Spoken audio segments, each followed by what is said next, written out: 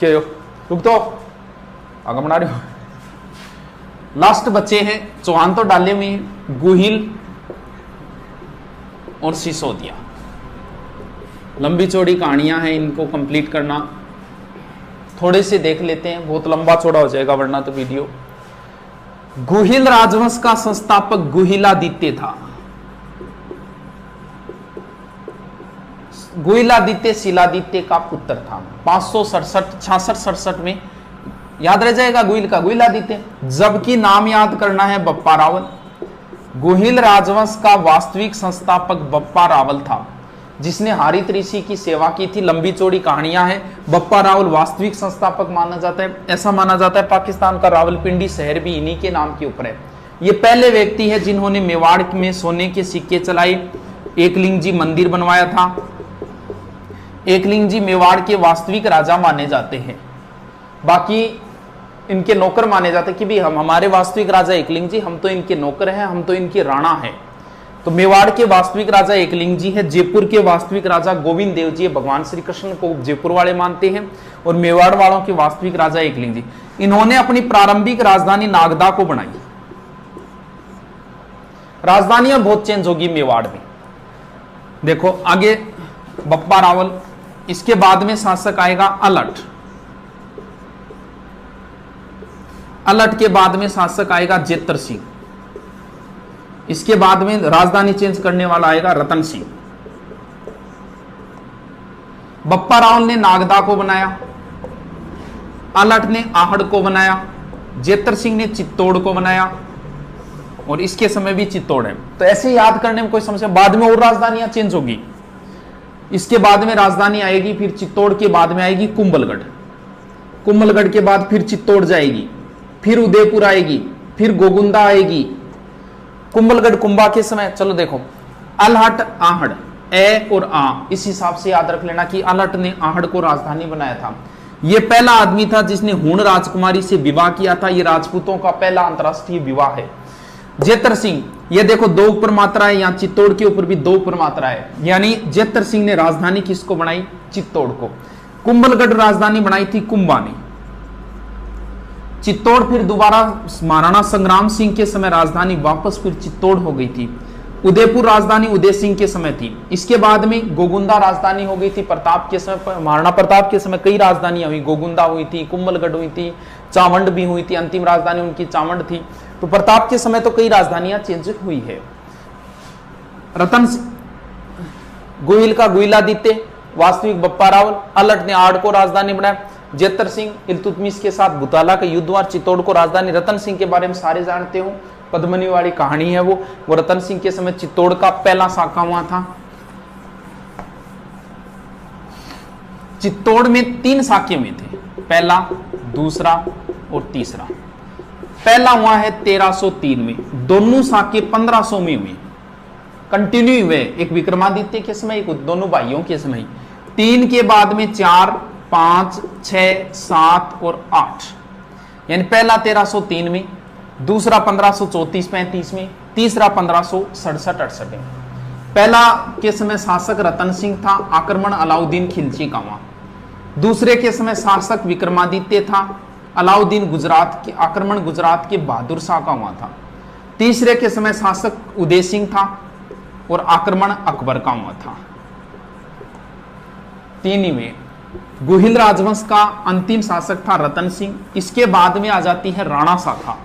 राणा शाखाओं के शासक है हमीर, हमीर का बेटा खेता, खेता का पुत्र लाखा, लाखा का पुत्र मोक्कल, मोक्कल का पुत्र कुंभा, कुंभा का पुत्र था रायमल, रायमल का पुत्र संग्राम सिंह, संग्राम सिंह के बाद में शासक बना है संग्राम सिंह का पुत्र विक्रमादित्य, विक्रमादित्य के बाद में बना है उदय सिंह, उदय सिंह के बाद में महाराणा प्रताप, और महाराणा प्रताप के बाद में अमर सिंह, इसके बाद में करण सिंह, इसके बाद में जगत सिंह, इसके बाद में राज सिंह। इतनों की जरूरत तो नहीं है याद करने, कंटिन्यू भी कोई जरूरी नहीं है याद करने की। देखो प्रसिद्ध जो है ना, जैसे महाराणा प्रताप, महाराणा प्रताप के दादाजी का नाम हो गया संग्राम सिंह। ये दोनों भाई है, दोनों पुत्र है संग्राम सिंह के। संग्राम सिंह के दादाजी हो गए कुंभा, कुंभा के दादाजी हो गए लाखा, और लाखा के दादाजी हो गए राणा हमीर। मैन यही है, बीच में तो ज्यादा डिटेल नहीं है इनका, मैन ये शासक ही है इनकी। मैन चीजें अगर इनकी देखें, फास्टली रिपीट मारे, क्योंकि मेवाड़ के इतिहास में 15 घंटे लगते हैं। नॉर्मल ऐसी मैन चीजें इनकी देखते हैं। फिर भी अगर आप शॉर्ट में याद करो तो संग्राम सिंह, और अब 2 ही दिन बचे हैं तो 2 ही शासक याद कर लो, लगभग प्रश्न इसी में से आता है। या तो संग्राम सिंह में से आएगा या महाराणा प्रताप का तो निश्चित ही मान लो एग्जाम के लिए। राणा हमीर, ये कौन सा वंश शुरू हो गया? सिसोदिया। राणा हमीर सिसोदिया राजवंश का संस्थापक है। इसके सिर्फ उपनाम है। मेवाड़ का उद्धारक, विषम घाटी पंचानन, प्रबल हिंदू राजा। मेवाड़ का उद्धारक कहा गया है अमीर को। मेवाड़ का उद्धारक भामाशाह को भी बोलते हैं, पीछे राजस्थान पुलिस में आया था। विषम घाटी पंचानन का अर्थ होता है विकट परिस्थितियों में शेर के समान, यानी ये आदमी विकट परिस्थिति में भी शेर के समान रहा था। विषम घाटी पंचानन कहां कहा गया? ये कुंभा ने कहा था। कुंभा ने लिखी है, टीका लिखी है जयदेव के गीत गोविंद पर रसिक प्रिया, सॉरी विषम घाटी पंचानन कीर्ति स्तंभ में, जबकि कुंभा ने कहा है वीर राजा। कुंभा ने अमीर को वीर राजा कहा है, विषम घाटी पंचानन कीर्ति स्तंभ में, और प्रबल हिंदू राजा कहा है टोड ने। खेता की कोई बात नहीं है। आगे लाखा है। लाखा का पूरा नाम है लक्ष्य सिंह। मेवाड़ में शॉर्ट में नाम लिया जाता है, जैसे कुंभकर्ण नाम है, संग्राम सिंह को सांगा बोलते हैं, प्रताप सिंह को प्रताप बोलते हैं, वैसे ही लक्ष्य सिंह है। लक्ष्य सिंह का मतलब लकी सिंह। सारे किस्मत वाले जो बातें हैं वो सारी लाखा के समय हुई थी, जैसे जावर में चांदी की खान किस्मत की बात है। पिछोला झील बनवा गया कोई ऑटोमेटिक अपने आप ही, लाखा जी का पैसा ही नहीं लगा, एक बंजारा बनवा गया, किस्मत वाली बात है। फिर इनका विवाह हुआ था हंसाबाई से, रावचूड़ा की पुत्री थी हंसाबाई, ये भी किस्मत वाली बात है, क्योंकि विवाह होना किसके साथ था? कुंवर चूड़ा के साथ। बाद में इन्होंने प्रतिज्ञा ले ली और ये मेवाड़ के भीष्म पितामह कहलाए थे। इसके बाद में मोकल की बातें नहीं है, मोकल की हत्या कर दी थी चाचा और मेरा ने। फिर कुंभा की बहुत सारी बातें हैं। कुंभा का भी एग्जाम में लगभग एग्जाम में प्रश्न आएगा और आपके भी आता है। कुंभा, संग्राम सिंह और प्रताप सिंह।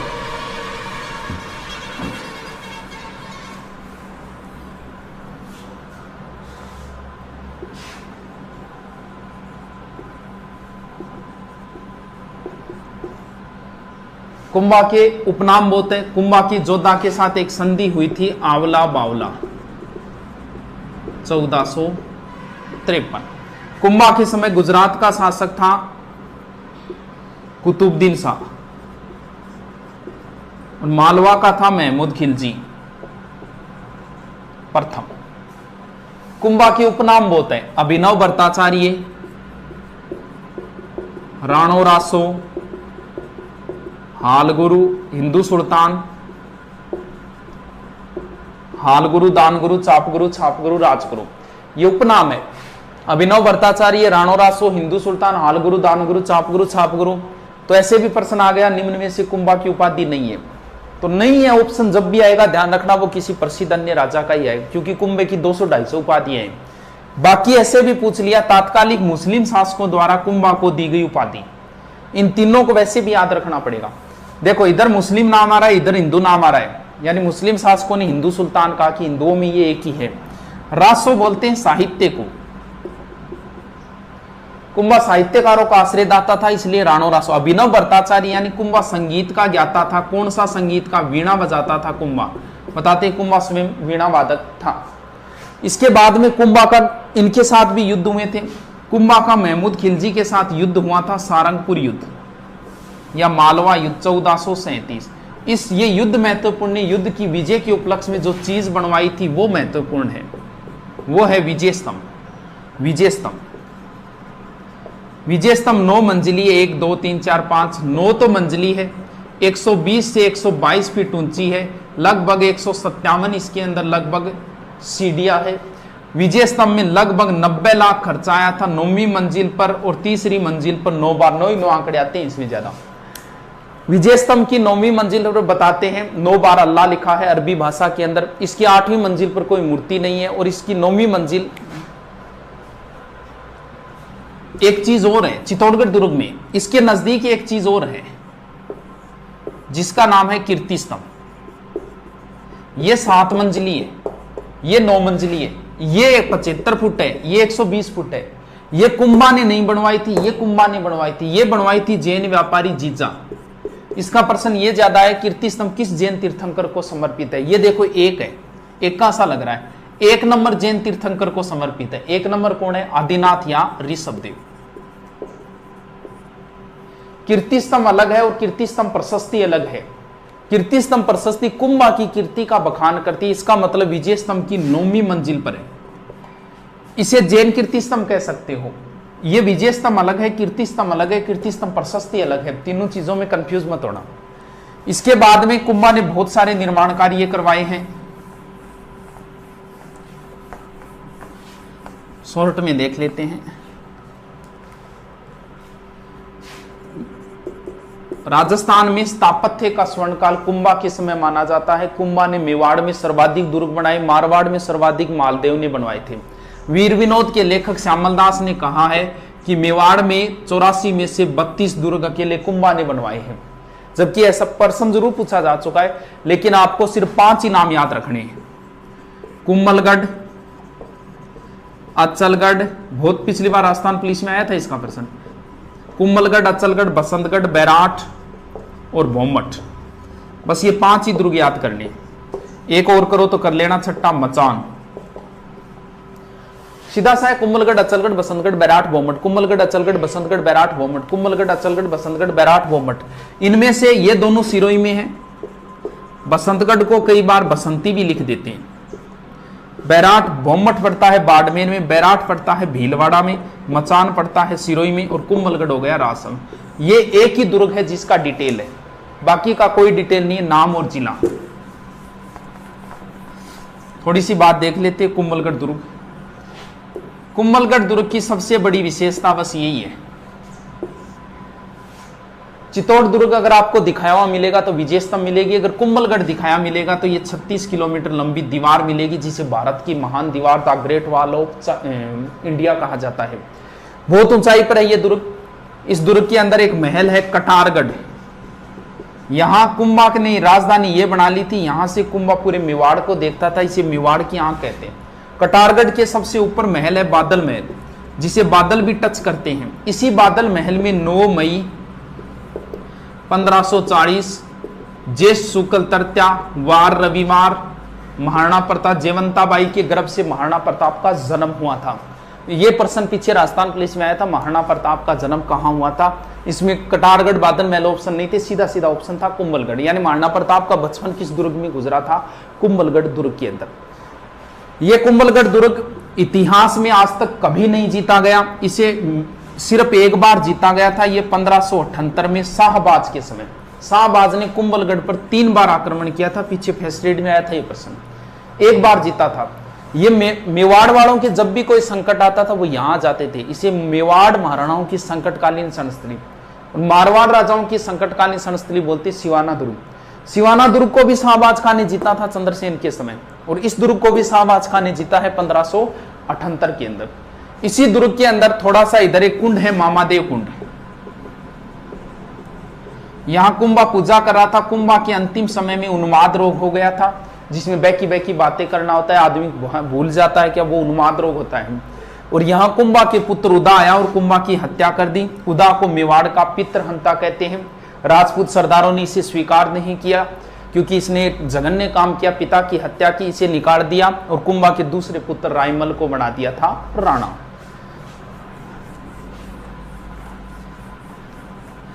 अब कुंभा के 1-2 मंदिर भी है, श्रृंगार चौरी, मीरा मंदिर, रणकपुर के जैन मंदिर और कुशाल माता मंदिर। श्रृंगार चंवरी कुंभा की पुत्री थी रमाबाई, जिसे वागीश्वरी बोलते हैं। ये भी विद्वान विदुषी महिला थी। श्रृंगार चंवरी इन्हीं के विवाह की चंवरी है चित्तौड़गढ़। कुंभा की लगभग चीजें चित्तौड़गढ़ दुर्ग में ही है। मीरा मंदिर ये भी चित्तौड़ में है, इसमें कंफ्यूज मत होना। कुंभा का शासनकाल है 1433 से 68, जबकि मीरा का जन्म हुआ था 1498 में, यानी कुंभा की मृत्यु के 30 साल बाद। फिर भी मीरा मंदिर है। इसी कंफ्यूजन की वजह से टोड ने लिख दिया था कि मीरा जो है वो कुंभा की पत्नी थी, जबकि ऐसा नहीं है। मीरा मंदिर जो है वो पहले कृष्ण भगवान का मंदिर था, कुंभा स्वामी मंदिर था। मीरा इसमें बैठ के पूजा करती थी, इसलिए मीरा मंदिर नाम से प्रसिद्ध हो गया था। तो बनवाया इसे किसने था? कुंभा ने ही बनवाया था। रणकपुर के जैन मंदिर पड़ते हैं पाली में, बहुत प्रसिद्ध मंदिर है, मथाही नदी के किनारे है। इसमें 1444 खंबे हैं, स्तंभों का वन बोलते हैं, घंटियों का मंदिर भी बोलते हैं। ये मालवा दोबारा जब विजय की थी ना कुंभा ने, तब बनवाई थी, द्वितीय मालवा विजय के उपलक्ष्य में कुशाल माता का मंदिर।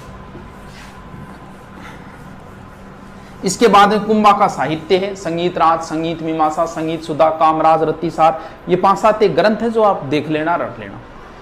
कुंभा के बाद रायमल की बात नहीं है, फिर संग्राम सिंह की है। संग्राम सिंह का वीडियो मैंने डाल रखा है, और संग्राम सिंह का दोबारा फिर से एक पूरे विवरण के साथ वीडियो बनाएंगे। संग्राम सिंह के बाद में है विक्रमादित्य, संग्राम सिंह का पुत्र। विक्रमादित्य के समय की एक ही बात है, बता देते हैं शॉर्ट में। अब चित्तौड़ का राणा बन गया संग्राम सिंह के बाद विक्रमादित्य, और सांगा की विधवा पत्नी कर्मावती राजकार्य संभाल रही है। गुजरात का था बहादुर शाह। बहादुर शाह ने सोचा कि मेवाड़ कमजोर तो है, चलो आक्रमण करते हैं। इसने 1534 में आक्रमण किया, लेकिन कर्मावती ने इसे रणथंबोर की जागीर देके वापस भेज दिया था, और बहादुर शाह की हुमायूं के साथ बिगड़ गई। हुमायूं इस पर आक्रमण करने के लिए चला था। तब इसने सोचा कि हुमायूं आक्रमण करने आ रहा है, क्यों ना चित्तौड़ को जीत ले। इसने रूमी खां के नेतृत्व में दोबारा चित्तौड़ की घेराबंदी कर दी। तो बताते हैं कर्मावती ने हुमायूं को सहायता के लिए अपील की थी। हुमायूं वहां से चल भी पड़ा था, क्योंकि दोनों काम ही करने, बहादुर शाह पे आक्रमण तो करना ही है। वो सहारनपुर ने पहुंचा। इधर से बहादुर शाह ने इसके पास खत भेज दिया था, बोल देख मैं जिहाद करने के लिए जा रहा हूं, तू बीच में मत आ, अपनी लड़ाई बाद में, हम बाद में लड़ेंगे। यानी इस युद्ध को चुपके से जिहाद घोषित करके बहादुर हुमायूं को सहारनपुर के लमसम रोक दिया था। फरिश्ता के अनुसार ये ग्वालियर में रुका था, जो भी है। अब यहां नेतृत्व संभाला बाघ सिंह ने। कर्मावती ने विक्रमादित्य और अपने पुत्र दूसरा उदय सिंह, इन दोनों को ननियाल बूंदी भेज दिया। बाघ सिंह के नेतृत्व में केसरिया हुआ, कर्मावती के नेतृत्व में जोहर हुआ, और 1534-35 चित्तौड़गढ़ का दूसरा और सबसे बड़ा साका पूर्ण हुआ। यहाँ 13,000 रानियों ने जोहर किया था। इसके बाद में विक्रमादित्य की सब जानते हो, बनवीर ने हत्या की, उदय सिंह को मारना चाहा। पन्नाधाई ने अपने पुत्र चंदन का बलिदान देके उदय सिंह को सुरक्षित पहले देवलिया के ठाकुर के पास, फिर डूंगरपुर, और फिर लास्ट में कुंभलगढ़ ले गए थे, आशा शाह की देखरेख में रखा। इसके बाद में शासक बन गया उदय सिंह।